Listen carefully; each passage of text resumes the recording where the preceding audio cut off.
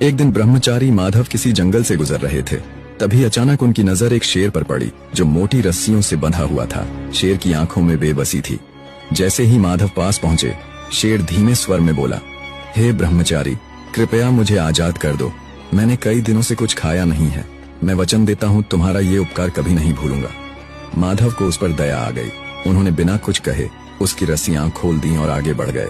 कुछ दिन बाद जब माधव एक शांत जगह पर विश्राम कर रहे थे, वही शेर वहां आ पहुंचा।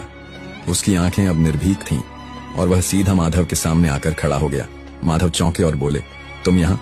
तुम इस तरह मुझे क्यों देख रहे हो? शेर बोला, मेरी प्रकृति है शिकार करना और इस समय तुम सबसे आसान शिकार हो। माधव ने आश्चर्य से कहा, मैंने तुम्हें मुक्त किया, जीवन दिया और अब तुम मुझे ही खाना चाहते हो? शेर बोला, कृपा और कर्तव्य अलग चीजें हैं, जंगल का नियम अलग है। माधव ने कहा, फैसला किसी तीसरे से होना चाहिए। थोड़ी दूर जाने पर उन्हें एक तोता मिला जो एक पेड़ की डाल पर बैठा था।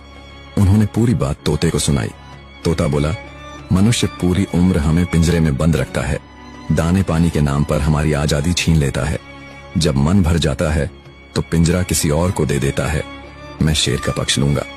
माधव चुपचाप आगे बढ़े। कुछ दूरी पर उन्हें नारद मुनि मिल गए। उन्होंने पूरे घटनाक्रम को विस्तार से सुनाया।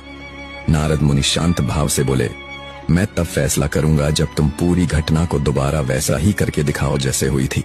माधव ने बिना कुछ कहे शेर को दोबारा उसी तरह रस्सियों से बांध दिया जैसे वह पहले बंधा था। जब रस्सी कस चुकी थी, नारद मुनि मुस्कुराए और बोले, फैसला हो गया।